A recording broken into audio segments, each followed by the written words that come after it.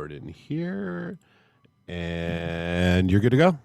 All right, we're back. Terry and Gary's Low Expectations podcast, episode 45. Today we have pro wrestling icon Tony Schiavone and Kickstarter king Dirk Manning. How you guys doing today? What's up, Gary? Rhino, how you guys doing, man? Great. And Gary, get it straight. A legend, okay? Legend. Yeah. Well, okay, let's stop this. Let's stop this shit right now. I'm just one of the guys. As a matter of fact, when we first started talking about what we were going to call this, I said, let's call it Jabroni. And they went, no. Let's come up with something else. And of course, I listen to what Dirk says sometime. And so so I'm just a jabroni. Thank you very much, though, for that introduction, guys. No, just you calling wrestling for so many years and all the great matches and stuff. It's just every time I hear you and talk to you, hear your voice or I talk to you, it just takes me back to a time in wrestling when, it's just everything was so great, it seemed like. And even though the great things have happened over the years, it's one of those things where it's like it hasn't changed, right. And your excitement for the matches hasn't changed. Right. And how you tell and lay out that story for the match hasn't changed. And it's just, I'm marking out, so I apologize. well, thanks. Thanks for saying that. I never got a chance to see much of what happened back after I left the business, but I'm catching up on all that now. I'm catching up on a lot of the old ECW stuff and things that you guys did, and I just catching up on the old WWE stuff, and it's I missed it, and I just wonder how my voice would have been back in the 90s had there been monsters and bangs, because now I live on them now. So as you can see, it helps with my energy, and I like to think that my excitement for what I do is genuine, because it is, because I love what I do. Right. And so thanks for saying all that, man. Now when you left wrestling, you started in baseball right after, correct? Or yeah, I actually got a job with WSB Radio in Atlanta, which at that time was the flagship station for the Atlanta Braves network. So I immediately got work with the Braves network during the pregame and postgame shows. I was one of like 4 guys that we would rotate through to do pregame and postgame shows. So I got to go to the stadium a lot. I got to know everybody. I got to go to spring training. I got to start living my baseball dream, and then the Braves hired me to do their AAA play-by-play for Gwinnett, their AAA team in the International League, and I did that for 11 years. And the job at WSB also got me involved with the Georgia Bulldogs as a producer and at one time a spotter, but now kind of the producer on site, engineer on site. So I kind of do all that, and I've often thought that you need to learn as much about the broadcasting field that you can. And that's kind of been my MO. Like for instance, I not only can do a radio broadcast, but I can set up a radio broadcast. I can work the equipment. I can plug it in. I can make sure we get on the air. And that's pretty good. I think that's helped me out a great deal. You need to be versatile. You need to be able to do everything. And that's why I like working on the web. That's why I like doing the stuff with the Georgia Bulldogs. That's why I like doing more than just announce with AEW. I like to be more than just an announcer, a guy that can talk. So I did start, did a lot of baseball and worked with the Braves for many, many years. Got a lot of friends in the Braves organization, front office, and many of the players. And it was really a rewarding time for me. It really was, away from wrestling. Right. It's that silky smooth voice, because I think Terry was telling me a couple of days ago how much he just loves your voice. I mean, he'll turn the TV off and just listen to your voice. So. Yeah, and I appreciate you guys saying that. I really do, Rhino. I let me tell you about my voice. I always thought my voice sounded like a guy with a pencil stuck in his mouth. I always thought I was thinking, damn it, some of those voices come through clearly, and my voice to me does not cut through. So what I tried to do was heighten up my intensity. In other words, speak louder so maybe I could get heard. So, but I always thought I had listen, I don't like my voice. All right. I don't like watching me on TV. I really don't. I've got to watch Dynamite. I've got to, if we tape Dynamite, I've got to watch it because that's one of the things that Tony has me do, watch it and mark some things that were wrong for the tape show before it comes out. So I've got to watch it now, but I hate watching my stuff. We will shoot things behind the scenes like we shoot a sit down interview. And if I'm doing it with a wrestler, the wrestler will say, let's see how that looked. You want to look at it? I'll go, no. Why don't you want to look at it? I said, because I just did it. I know what it sounded like. So I don't like listening to myself and watching myself, but thanks for saying I've got one of those great. I just think that probably you're saying that because you heard it enough, right? I mean, just keep hearing it enough and enough. You'll say, yeah, I remember that voice. It's like when I grew up, much older than any of you guys. When I heard Kurt Gowdy, I knew there was baseball on Saturday afternoons. And so that was, to me, that was that voice, regardless of how good it was the voice you recognized and it brought you back. So that's kind of like what I'm doing right now. I'm there. Listen, I'm there in I'm there in Nitro. I'm there. I'm there in Dynamite for nostalgia purposes. That's what I'm there for.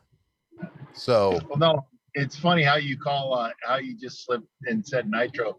Isn't that something? Yeah. Like whenever I'm calling a show, I'll say, I'll still do that. Yeah. Which is totally funny. I've never done it yet on TV, but there may come a time. Not yet. Well, right. I want to pull back the curtain real quick too, because correct me if I'm wrong, because Rhino, you and Tony have never met, right? Before this? No, we met prior.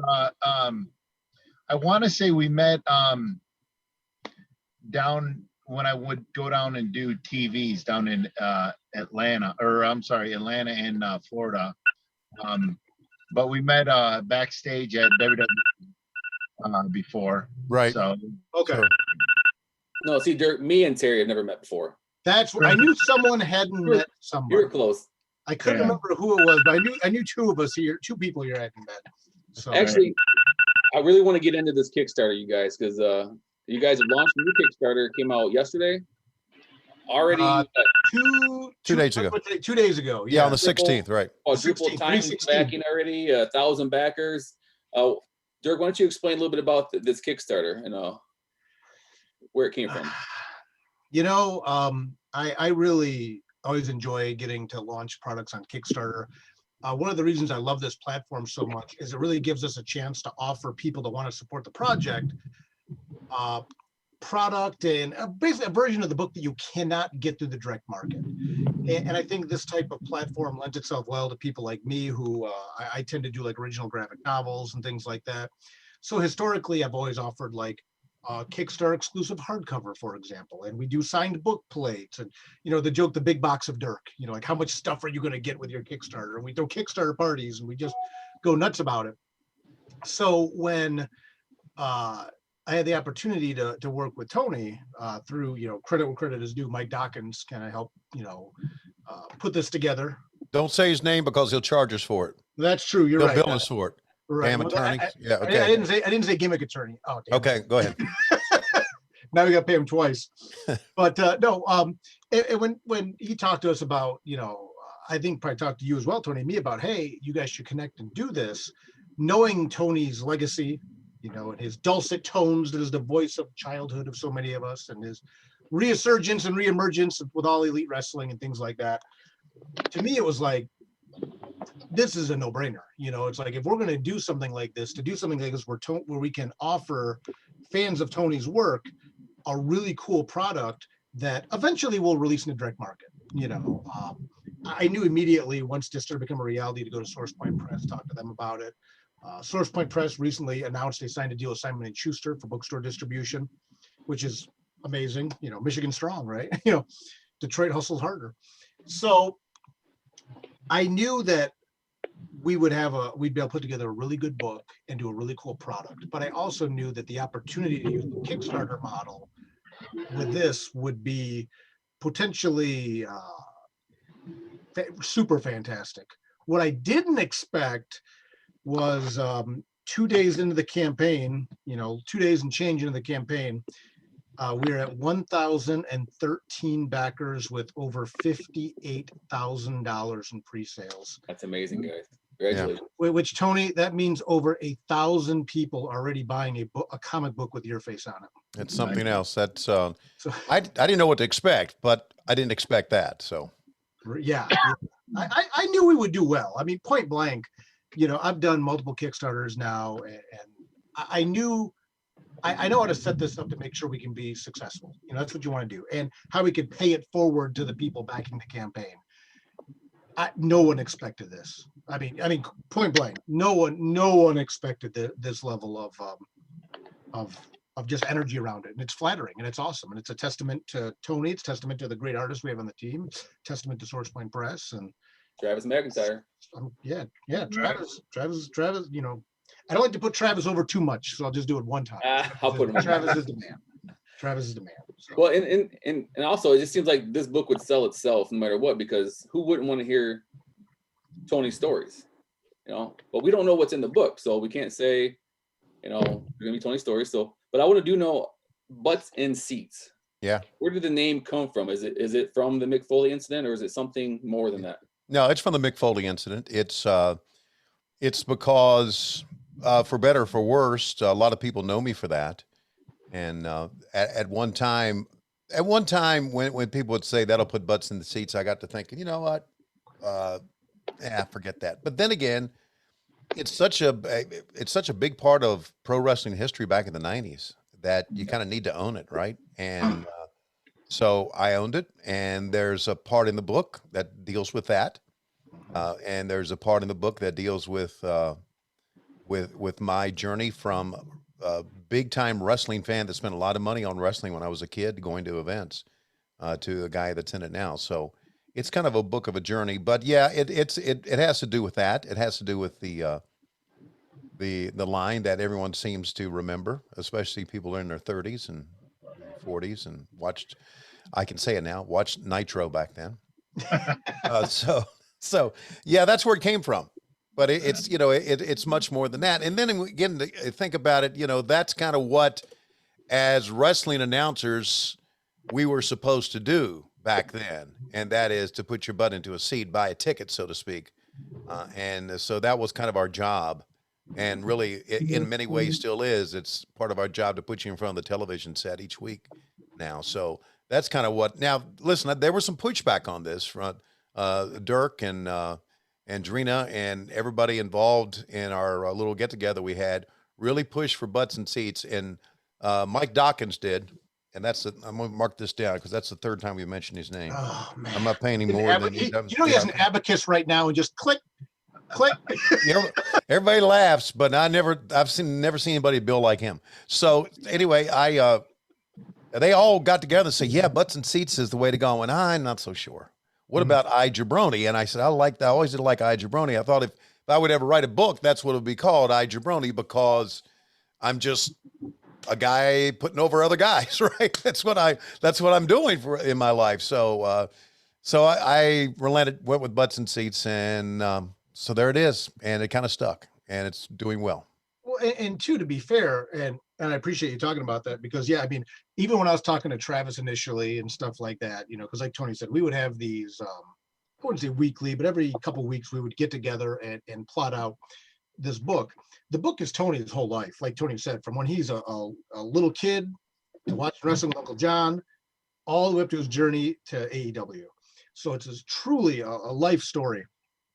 And one of the things that, we were debating names, and Tony mentioned the I Jabroni. I'm like, it's good, but it just doesn't have like that zing, that pop, that hook. And we started talking about the butts and seats. And one of the things, I don't know if you remember this story we were talking about, is from the first chapter in the book, it's Tony buying tickets for his family and going and literally putting their butts in seats at a wrestling show, to the end of the book with All Elite Wrestling with AEW, Tony continuing to put butts in seats now. And there's a thematic line through the whole book, and that's probably the most writerly thing I'll ever say, and I apologize, but it sounds so pretentious. But it was really, it's like Tony said, the whole book really keeps coming back to that. Whether it was Tony's, as a kid, putting his butt in a seat, putting butts in seats, walking away from it, putting butts in seats, even his time in sports, like Terry, like you and Tony were talking about, we covered that part of Tony's life. And then to bringing it back, and Tony, like is the beginning, you were brought back to AW because people like you, they respect you, they love your dulcet tones, and you put butts in seats again. So it was I don't want to say it was contentious, but it was definitely, I knew we were going to have a little bit of an uphill battle. And I'm glad we got to go that way because people seem to be responding to it. And even, was it Mick Foley or something even tweeted about it again, like right when we were in the middle of the discussions, like this kismet moment. It was like the anniversary of that day, Mm-hmm. you know, and yeah, and I retweeted "You're welcome" or something, or I'm right. glad I was glad to be a part of it or something. It was really so. Yeah, I think that was I think that was the feeling tipping when you point because, and I wish we timed it this way. And it was one of those like things like, duh, we were so thick into the work we didn't think about it. But then when we were having those conversations, then out of nowhere, Mick Foley retweets the anniversary of the Butts and Seats line, which is actually a chapter of the book is dedicated to that night and what happened. And as a wrestling fan, I learned some stuff about that night I never knew. And we don't give too much away, but there is a whole chapter. Colm Griffin illustrated the chapter, fantastic artist in Ireland, with the infamous Butts and Seats moment that you'll all get to learn some new stuff about that night. I think Mick actually started his book out with that story about butts and seats as far as very cool. His biography. So it's a big part of wrestling history. And you Yeah, answered it is. you answered my question because I was going to ask you about the book as far as is it going to be chronological order as far as like, are you going to go into more books about Tony's stories and more Tony stories, or is it all going to be one book, complete life history of the Tony Schiavone story? I don't doubt that Tony has many, many years ahead of him of fun stuff, but this definitely goes from the beginning of his life to now. Through the Kickstarter, you know, we've unlocked 4 bonus stories already. So we actually then kind of travel back in time and tell like these bonus anecdotes that maybe don't necessarily warrant a whole chapter. We're doing one about experience with Bobby Heenan. We're doing one with Chief Wahoo McDaniel. One with Sting. See, I don't sound like you, Tony. I tried. Just no one can do it like you can. Nope. And then one with Ric Flair. So those are going to be bonus stories at the back, but it's chronological. It's Tony's whole career to date. A nice retrospective of everything. And one of the things that I really have enjoyed about telling this story is that Tony's such, and I mean this in absolutely the most sincerest way possible, just an everyman. And I think, and maybe Ryan, I don't know if you can attest to this or not, sometimes there's people in the industry that start to buy into their own hype or persona a little too much, you know, perhaps. You want me to name them? Yeah. No, I'm gonna go. You want a list for our podcast? Okay. Yeah. But you know, but everyone in the world is familiar with professional wrestling. Yeah, whether you watch it or not, you know about it. And professional wrestling is something we're all aware of. And Tony's journey is an everyman through basically every major U.S. promotion in history, going back to the Jim Crockett days, and then obviously going to WCW and the infamous one night in TNA, and at the time in WWF, WWE, and MLZ, and then to AEW. I mean, Tony's been everywhere, and I always appreciate the fact that, you know, I was a little hesitant. I don't know if I ever told you this, Tony, but when we first started talking about this, I was like, I don't want this to be a vanity project. You know, Yeah. I don't want this to be a thing where it's just some dude putting himself over for All right. 100+ pages, but that's not been the experience. So it's just been a really fascinating story about Tony respectfully weaving through literally the chronology of professional wrestling in the United States. Hey, Tony, we're getting some people on here wanting to know if they can have a Dusty impression, or people are saying they just want one Sting that would make their life complete. If they just hear one Sting. It's Sting. No, I'm kidding. Perfect. I'll leave him alone. It's Sting, motherfuckers. Okay. That you won't see that on AEW. Okay. Exclusive content. No, listen, you know, I worked with Dusty a long time.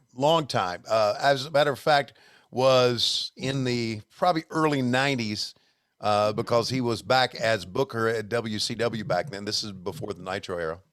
And early 90s he was booking again. So I rode around with him a lot, drove around with him. And so we got to have a great relationship. And he would always tell me, he said, "You are the only guy out there that can tell me to go kiss my ass, and I don't get mad at you." I said, "Well, let me solidify it then, you fucker. Kiss my ass." Okay. So anyway, so we had a great relationship. We really did. It was more like a friendship than a working relationship. So now that I'm able to work with his 2 sons, Cody and Dustin, it means a lot to me. So it's great.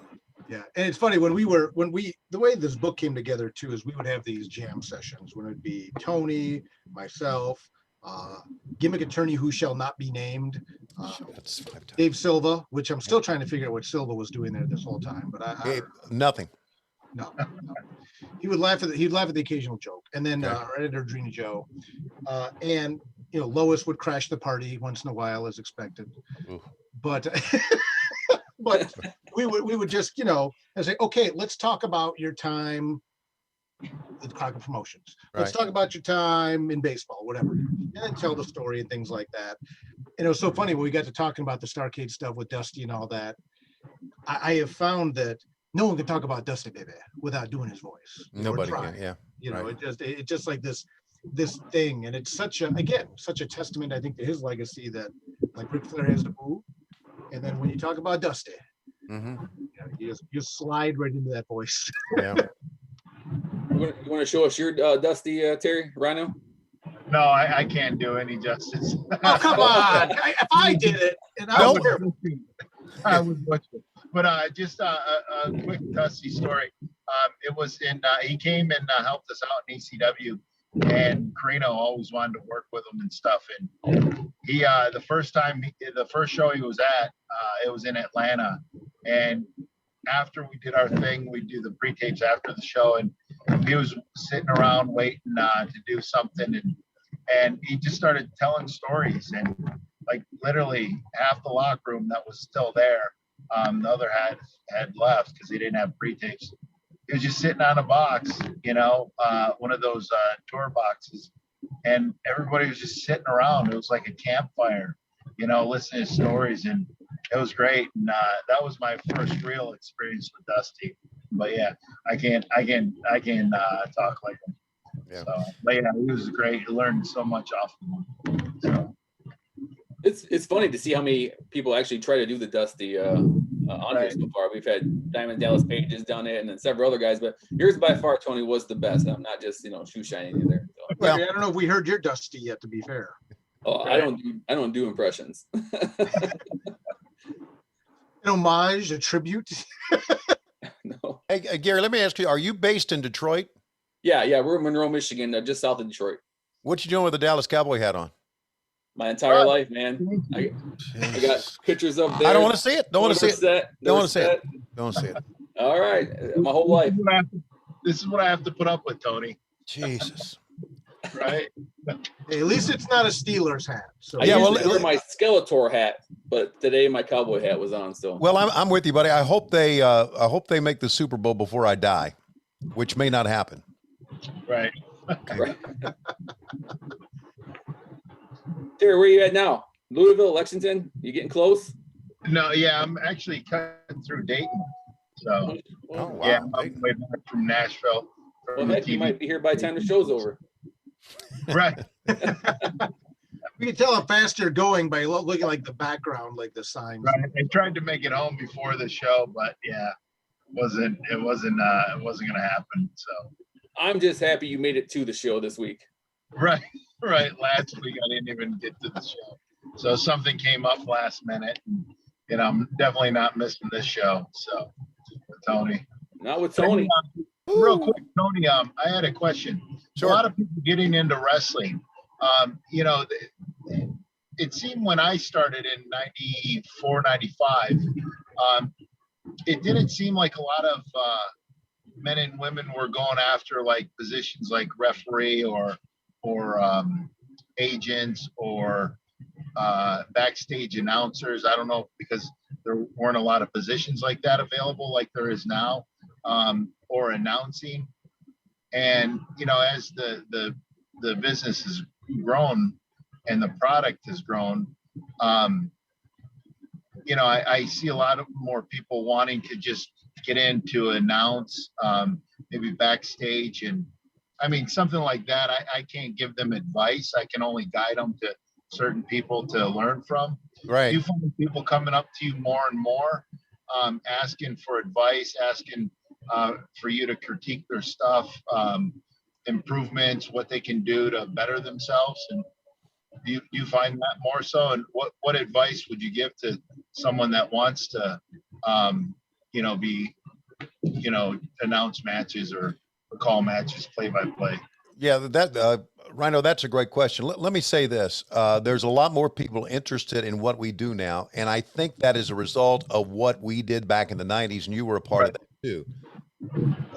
A perfect example is when we were doing wrestling back in the 90s, the people who were watching us, let's say the 30-year-olders back in the 90s had been born in the 60s. They didn't really grow up with wrestling. So now the people that are today wanting to get into wrestling grew up with it. And wrestling is more mainstream than it's ever been. Now, we all remember Hulk Hogan on the cover of Sports Illustrated. We all thought, man, that's mainstream. But now you've got podcasts about wrestling. You've got a major website. ESPN has a wrestling part of their website. And that's because the people who grew up watching it in the 90s loved it. And so there's more people wanting to get involved in the business. I started at a very good time. I was very, very lucky. Not many people wanted to be a wrestling announcer back in the 1980s. They really didn't. I did. Jim Ross did. A handful of us did. And we were the only ones back there that did it. So now I see like there's an independent promotion up in Canton, Georgia called Southern Honor Wrestling that has a bunch of kids that I know that work. And I go up there and they have a couple of announcers. They do their show on YouTube. And I talk to them all the time.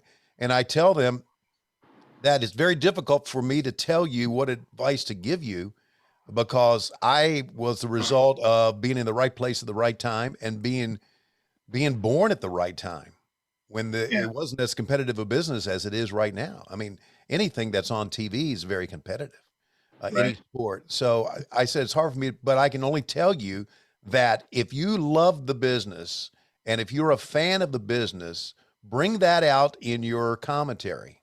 I always say the best match I ever calls, the best matches I've ever called are the ones that I cease to become an announcer and all of a sudden I'm a fan and I'm watching it. I'm talking about it as a fan. And that's what I always thought I brought to the table, so to speak. And that's what anybody that wants to be in the business needs to be. They need to be passionate about it, not be phony, and listen, at the end of WCW, I was phony and over the top because I had about enough of it. But be passionate about it and love it, and that'll come through. Gordon Soley told me one time that it doesn't matter what you say on a wrestling show, that if you say it with conviction and you say it like you believe it, then they'll believe it too. Well, the best way to say that is to really believe what you're watching and be excited about it. And so that's what I give them as far as advice for anybody working that wants to work behind the scenes. Here's my advice to them. First of all, be a good person. And I say that because, as you know, in the wrestling business, there have been so many shitheads in the wrestling business behind the scenes that we're tired of those people. And that's one thing that Tony Khan has decided to do. He doesn't want those people around. And I don't know like that any other promotion, but I'm telling you, first of all, be a good person, be respectful of the business, be a good person, and work hard.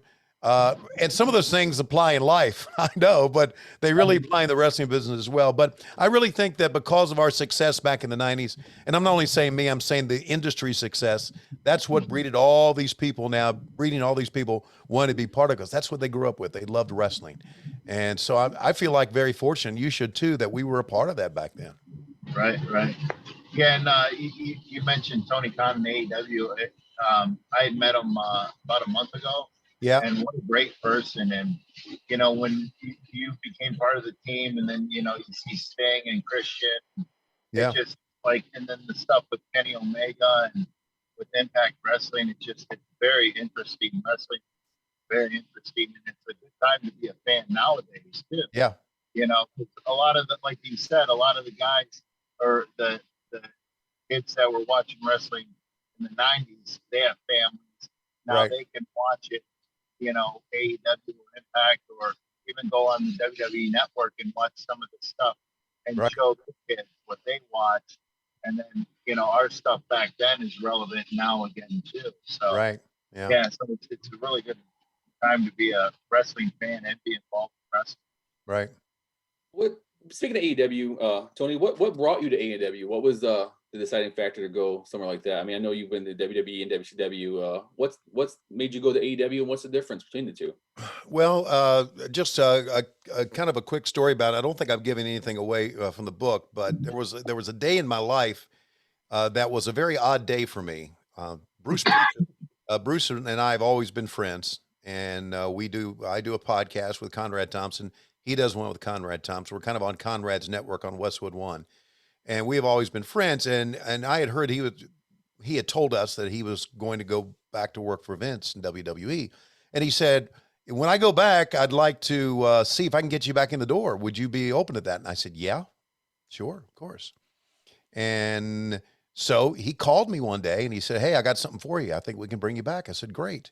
So the first person I told was Conrad. I didn't even tell my wife. I said, Bruce just called me and said, they may have something for me in the WWE. And it wasn't 10 minutes later, and Cody Rhodes called me. He said, I don't want you to go working for the WWE. And I said, oh, really?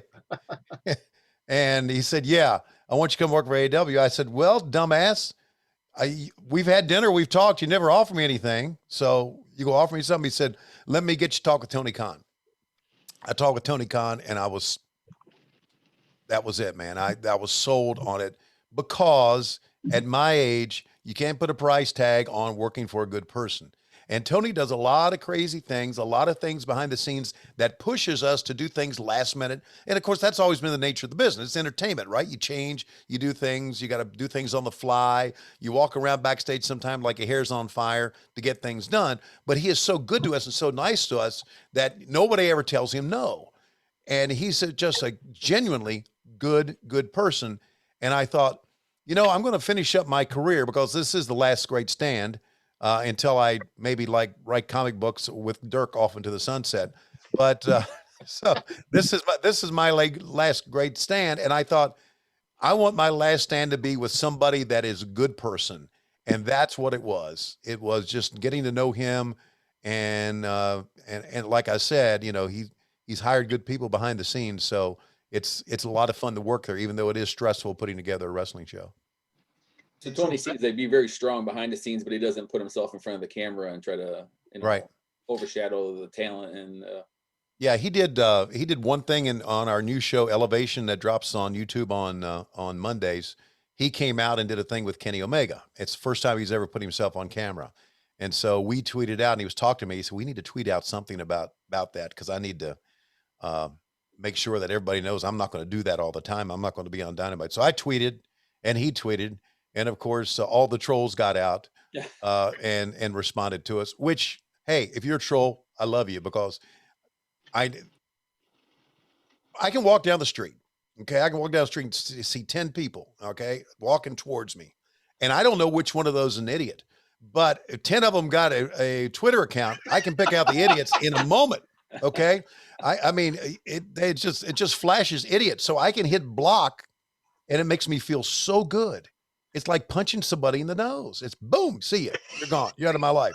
So I love fishing for trolls. Absolutely love it. So he sent out a text about that, and or a tweet about that, and I did too.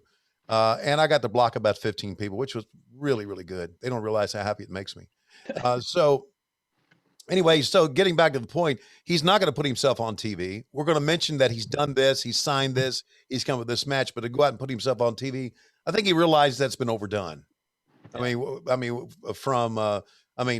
McMahon was the best at it. The Mr. McMahon angle was tremendous. Then there was Vince Russo on TV. There was Dixie Carter on TV. It's just been overdone. General managers of SmackDown and Raw, just the powers that be, or a person in charge, is like kind of an overdone thing. So hopefully he'll stay away from it. And I think he will.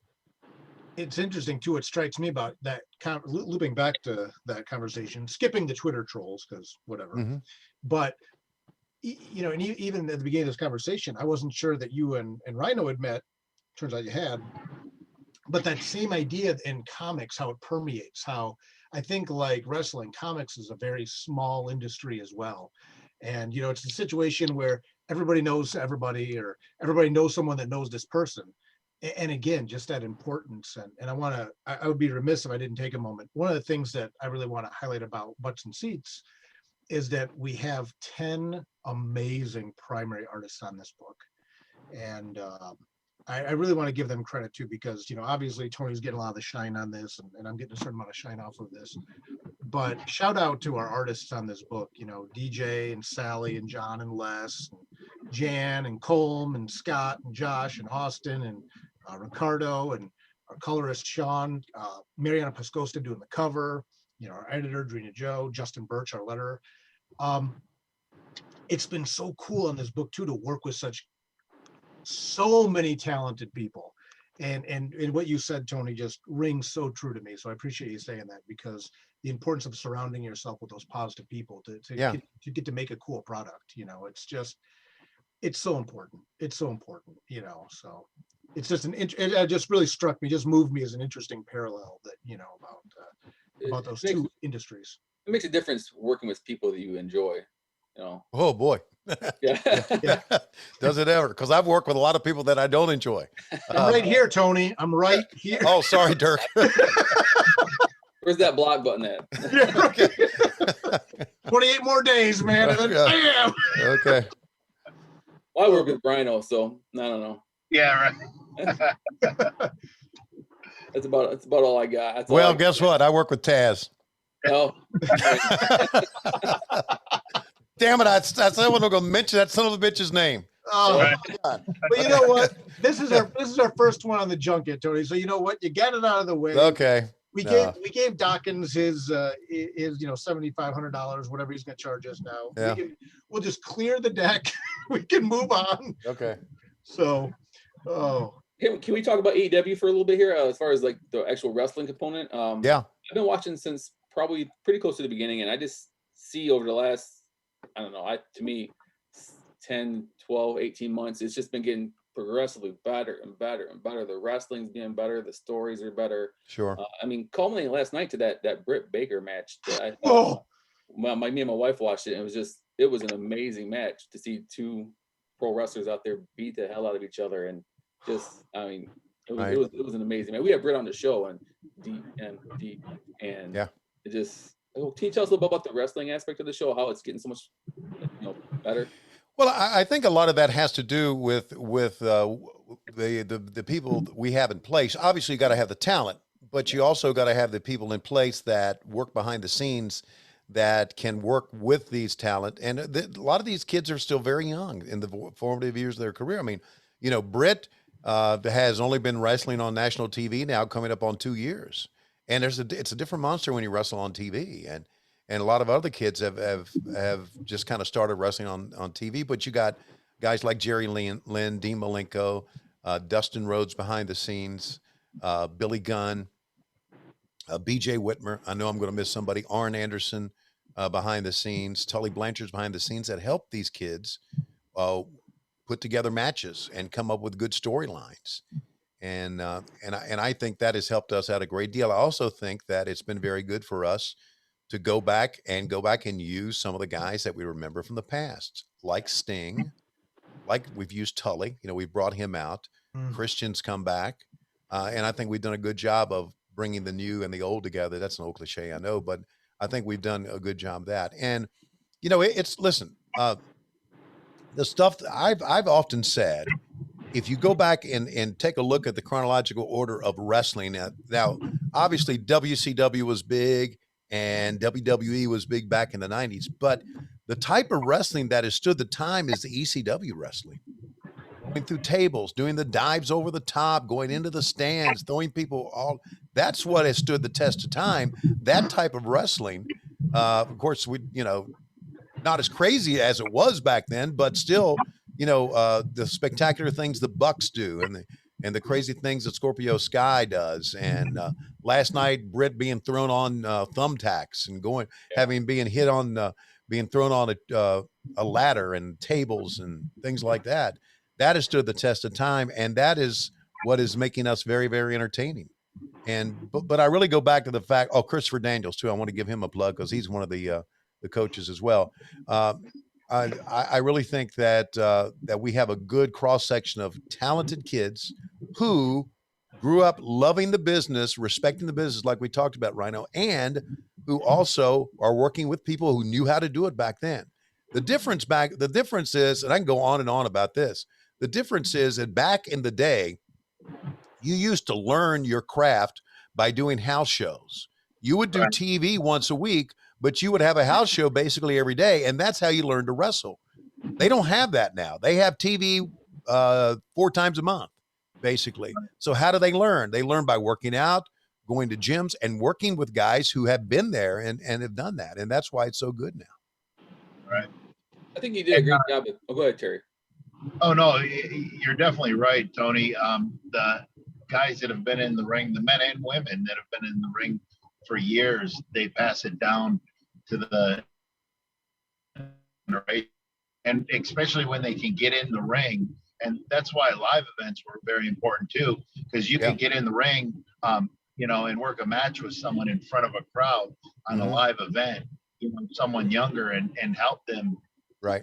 Feel you in the ring, and the movement, the reactions, and that helps them out too. Right. Now we do it a little different, whether it's just sitting down and talking to them, or traveling in the car, or before, but yeah, it's very important, to have that correct mixture, and have that mixture where the older guys are gonna pass it on to the younger guys, because if you hold on to that knowledge, then you're just hurting the business. So, I mean, I learned from a lot of great people. I remember I want to say about 6 months, I just picked Ric Flair's brain in TNA. Yeah. For 6 months in the locker room, he'd get there about 3:30, and I just start asking him questions about angles and stuff, and why they work, how did they work, what made this work. And, after about, I want to say 6 weeks, I go, do you know what I'm doing? He goes, yeah, you're picking my brain. I go, you don't mind? He goes, no. Yeah. So that's good. Yeah. He shouldn't. Yeah. Yeah. And I learned so much just from all these other guys, and I pass it on from, guys like Terry Taylor, Billy Gunn, just working with him in the ring. I remember in the early 2000s, I worked with him a lot, and I learned so much off of him. Yeah. And it's with you guys, passing that on too. So, yeah. There's someone else I want to mention. I mentioned all the coaches. Serena Deeb's another one who is one of the women's coaches. First of all, wonderful person, one of the nicest ladies ever, and a great coach and a great athlete. So I think I mentioned all the coaches, forgot to mention her. I think you guys did a great job of who you brought up as far as like bringing in Darby Allin, bringing in MJF. I mean, I never thought this guy was going to be such a monster on the mic, and actually so well received for being such an asshole, So it's just an amazing talent. You got a great mixture with young and old. And we had a question, Tony, from Jace Barnes. He wants to know how it's like working with Arn and Tully again. Well, it's thanks for the question, by the way. It's wonderful because we had been friends back in the day. Tully Blanchard, and this is not a part of the book, but Tully Blanchard's the only one in the history of the business that had me locked out of my own house. Thank you, Tully. How did we miss that in all of our calls? Okay. So I hung out with Tully and Arn, and it's funny because I can just give them so much shit right now. I'll tell you this story too. Here's another story. Okay. It's a recent story. In the back in AEW, we have a couple of whiteboards that list the match for the night, different matches. And another whiteboard will list some things that the girls have to do. Like you've got a photo shoot at 4:30. Here's a list of guys, or you've got to do a videotape. Here's a list of guys. So when nobody's looking, I got one of the markers, and I put nursing home photos, and I listed Arn, Tully, Dean Malenko, and Jake Roberts. And no one got that. I don't even know, but it stayed up all day. And I thought it was the funniest thing in the world that I could get by with that. So because we are that age right now, I can give them all kinds of grief about their age, and because they don't look the way none of us look the way we used to look. And so it is just a tremendous amount of fun and a tremendous amount of pride to know that I've called their matches and with them together as well. Tully came out recently when he had his match with the black robe that he always used and the U.S. title belt that he had in the I Quit match against Magnum TA in Starrcade 85. So And then the FTR came out with the old Crockett NWA World Tag Team title belts, so that Tully and Arn had worn. So that's great. That makes me feel great about the past, and I know that it brings the fans back. I mean, nostalgia is big right now, and we're all about it. Throughout your career, is there one match or one you called or been a part of that sticks out beyond all the rest of them? Yeah, it's the first match. I think I did more than one event, but the first time I worked Madison Square Garden, I had been working for the Crockett's in the 80s, which was a very small company compared to the WWE or WWF back then. And I was hired by the WWF in 89 to come work there as an announcer and producer, a producer of video cassettes. And I ended up one day doing an afternoon, or as we call it, matinee show for the Madison Square Garden Network. That afternoon, did the whole card, and then we flew on a plane to do the Boston Garden that night for New England Sports Network. And I called Hogan and Bossman in a cage. And because I had been such a big wrestling fan, and because Madison Square Garden was the place to be, that was, and still to this day sticks in my mind as the biggest event I'd ever called. Now, I can also say, without a doubt, I'm not just trying to shill for my company, that when I did Kenny Omega and Hangman Adam Page last year at Revolution in Chicago against the Young Bucks, that was one of the more special, one of the greatest matches I'd ever called too. That's one I'm going to remember for a long, long, long time. And if I'm to be honest with you, as far as emotions go, to be able to do the first match on Dynamite back on October 2nd in 2019, when we were in Washington, sold out at the arena there, and it was Cody against Sammy Guevara. And I went in the ring to interview Cody after the match, and Cody hugged me and grabbed, and he was sobbing, crying. And he was crying because of the hard work that he had put into, and we had put into putting out this first show, and all the emotions. That's a moment I'm never going to forget as well. So those are three moments that I can remember.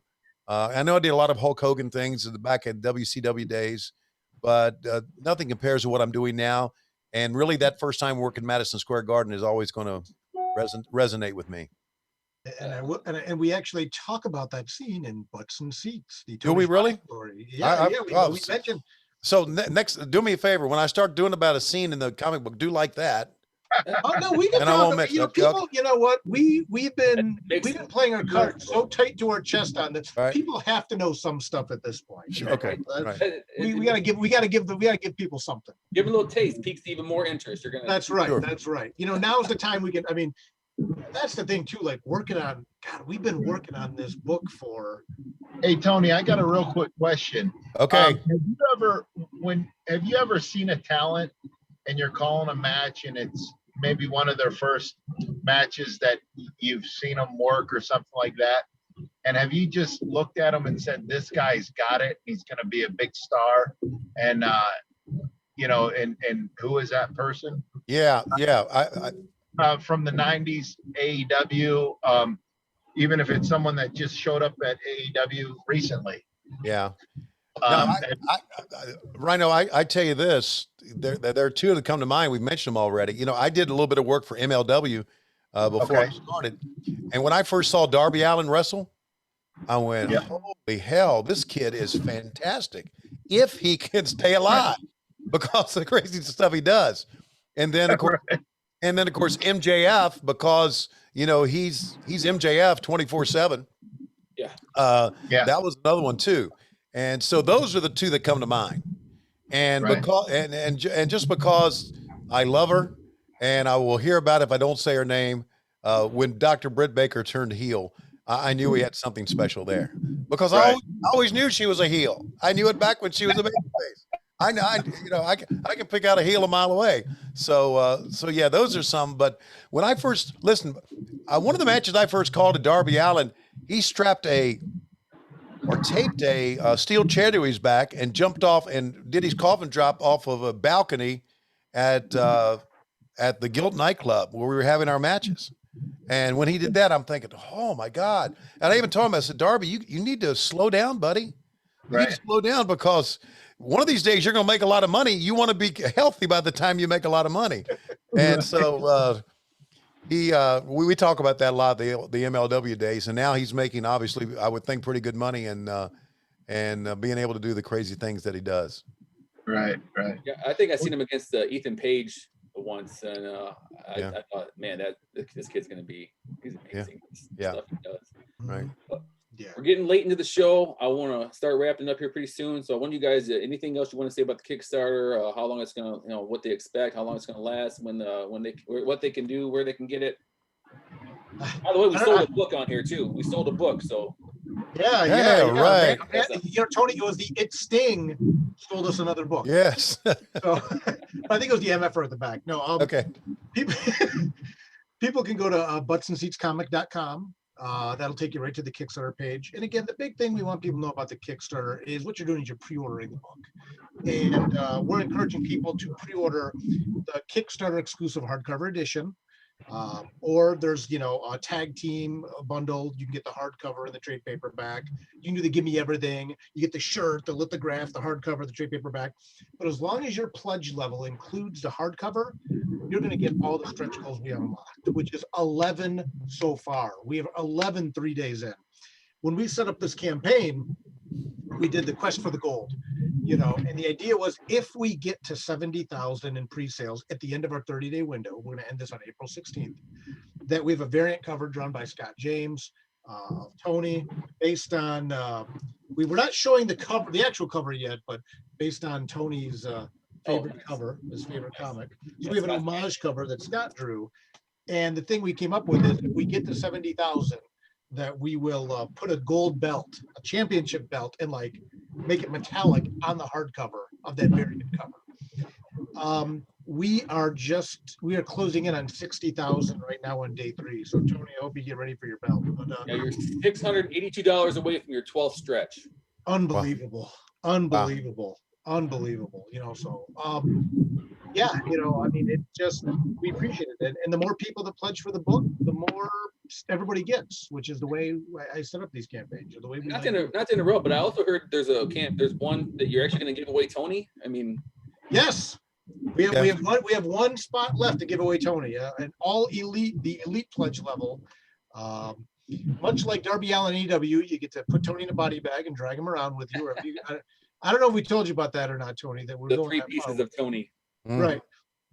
No, but we have all kind. Yeah, we have an all elite level, which you can have dinner with Tony at an AW event. We really wanted to set it up with different tiers so people can buy into this at their level of comfort. Yeah, you got that stimmy money. That's important. You want to buy time with Tony Schiavone at an AW event? You got one chance left. We had some chances to get drawn into the book. Those are gone. We might open up a few more now that we unlocked all the stretch goals. We might have all the bonus stories. We might have another opportunity or two to maybe get a few more people drawn into Tony's stories. That's awesome. But I don't know, Tony. I mean, that's my shilling. Buttsandseatscomic.com. I mean, yeah, make sure it's Butts and Seats Comic singular, not comics, but comic singular. .com. So make sure you go there. So, yeah, this is an exciting venture for me, and I appreciate all the work that Dirk and Trina Joe and everyone at Source Point has done. All the artists have done just a remarkable job. I appreciate AEW letting me be on these podcasts, because, everything that I do has to be cleared by them, rightfully so. And they've been very supportive of my podcast. Again, that's being able to work for a good person and a good company to be able to do something like this. So it's been a great venture for me. It really has. And Rhino, I do want to tell you that when I was growing up, my grandmother always said, you need to see Rhino and Tommy Dreamer do their street fight. And I said, okay, when I grow up, I'll watch it. So I did watch it. So awesome. Well, thank you for watching it.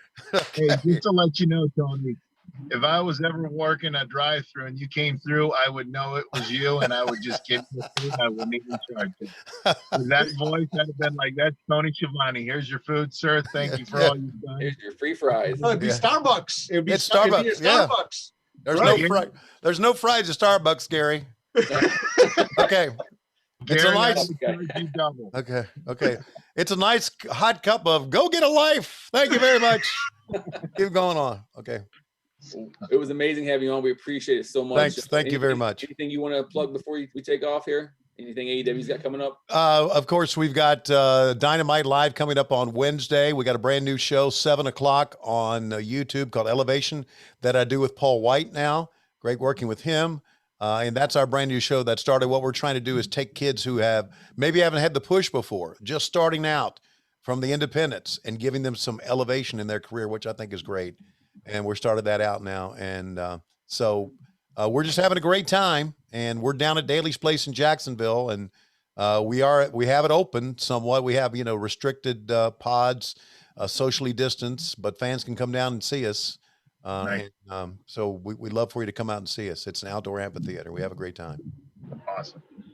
Well, thank you for coming on. Thank you for letting us hear your voice. And we will see you guys. I'll see you Wednesday, and I'll see you probably at a wrestling event coming up pretty soon. We're going to have here. And next week's show, we got Pro Wrestling Manager, first woman ever, Jackie Callan's coming on. She's a manager to tons of champions. Bronco McCart's going to be on with us, another champion boxer. Jackie Callan actually had a movie made about her with Meg Ryan as the star. So that should be interesting.